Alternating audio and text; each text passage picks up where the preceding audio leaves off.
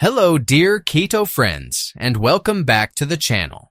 Today, we're diving deep into a question that's on many of your minds, especially if you're new to the ketogenic diet, or maybe thinking about giving it a try. How many vegetables can I actually eat to stay in ketosis?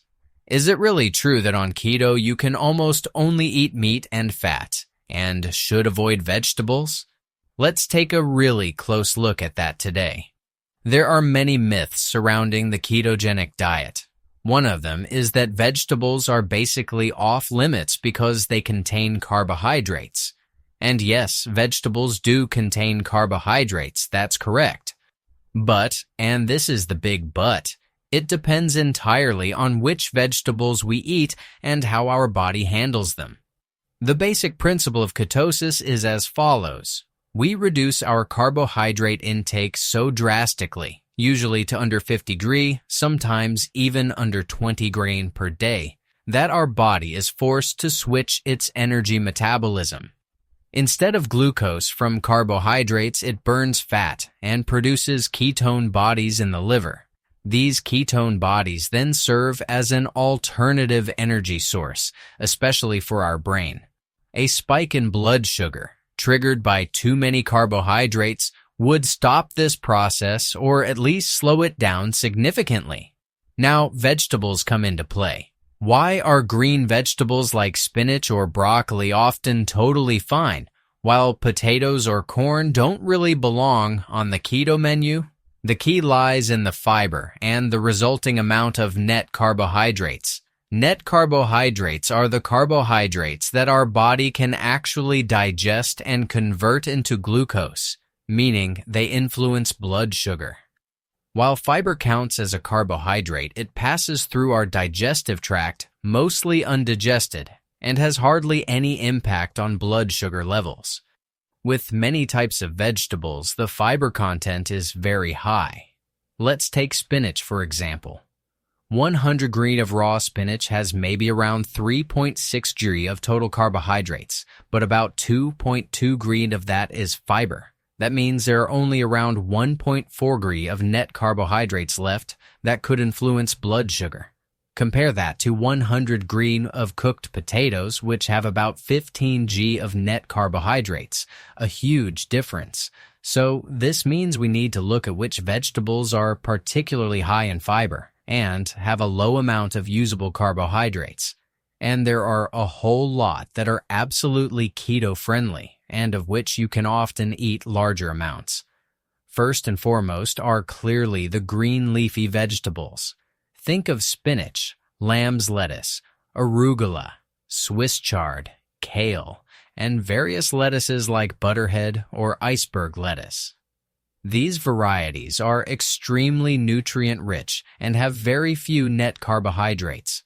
You can really eat substantial portions of them, often several hundred grams a day without endangering your ketosis. Then, we have the cruciferous family: broccoli, cauliflower, Brussels sprouts, white cabbage, red cabbage, bok choy. These are also fantastic for keto. It's not for nothing that cauliflower is the star of many keto recipes as a substitute for rice or mashed potatoes. Broccoli is also a nutrient powerhouse with few carbohydrates. Next up are zucchini and cucumbers. Both consist largely of water, have few calories, and hardly any net carbohydrates. Perfect for salads as zoodles, that is, zucchini noodles, or simply as a side dish. Asparagus, both green and white, also fits wonderfully into a ketogenic diet. Mushrooms like button mushrooms, chanterelles, or oyster mushrooms are also a great option. They provide flavor, texture, and nutrients with very few carbohydrates. Bell peppers are also okay, but there is a small difference here. Green bell peppers generally have less sugar, and thus fewer carbohydrates than red, yellow, or orange peppers. So, if you have the choice, maybe reach for the green variety more often, or watch the portion size a bit more with the more colorful varieties. Eggplant, green beans, celery, fennel, radishes. These are further examples of vegetables that fit well into a ketogenic diet in moderation. Where do we need to be a bit more careful? Primarily with starchy vegetables and those with a higher natural sugar content. This includes potatoes, sweet potatoes, corn, peas, parsnips, squash varieties like butternut or Hokkaido pumpkin in larger amounts, and also carrots and beets. These contain significantly more net carbohydrates per 100 gram. That doesn't mean you have to cut them out completely, but the portions should be significantly smaller, and you have to factor them into your daily carbohydrate allowance. A small amount of grated carrot in a salad is often no problem, but a large portion of cooked carrots as a side dish can be too much. Onions and garlic also contain carbohydrates. In the amounts normally used for seasoning, this is usually harmless, but a whole caramelized onion can really add up. And what about the quantity? Can I really eat a kilo of spinach? Purely in terms of net carbohydrates, yes, probably. 1 kilo of spinach would have about 14 d of net carbohydrates. That fits easily into a daily budget of 20 to 50 gram.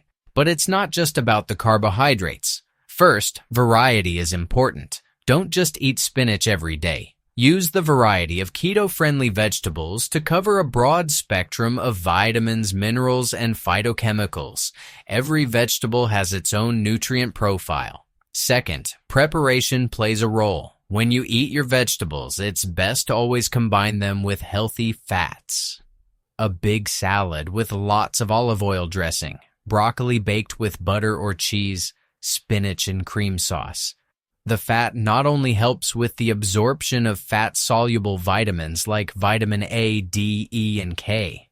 It also slows down digestion and the absorption of carbohydrates, which leads to an even more stable blood sugar level.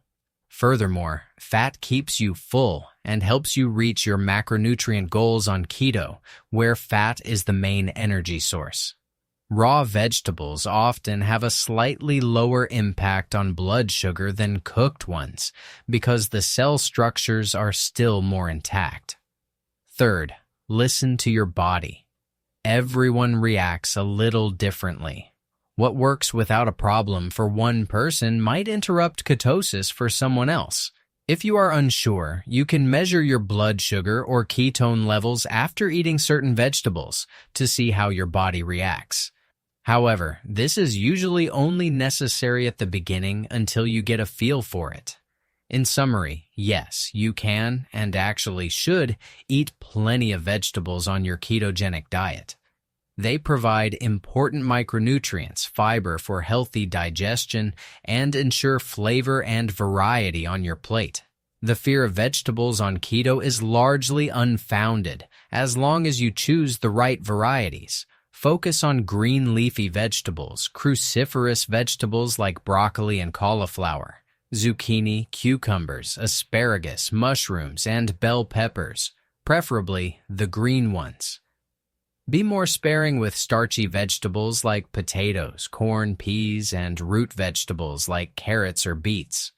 Always combine your vegetables with healthy fats to improve nutrient absorption and keep blood sugar stable. Remember, a well-formulated ketogenic diet is not just a meat and fat diet. It is a balanced diet rich in nutrients, and that definitely includes a good portion of vegetables. It's about choosing the right carbohydrate sources in the right amounts. So don't let yourself get unsettled. You don't have to give up your favorite vegetables as long as they fit within your carbohydrate limits. Experiment, find out what tastes good to you and what makes your body feel good. What are your favorite keto vegetables? Do you have any recipes or tips on how to deliciously integrate vegetables into your ketogenic diet? Feel free to write it in the comments below. I'm excited to hear about your experiences and ideas. If you have any other questions about this topic or the ketogenic diet in general, feel free to ask them in the comments as well. I'll try to address everything. Thanks a lot for watching. I hope this video has provided some clarity for you. Don't forget to subscribe to the channel if you want to see more videos like this. Stay healthy eat your veggies, and see you next time. Music.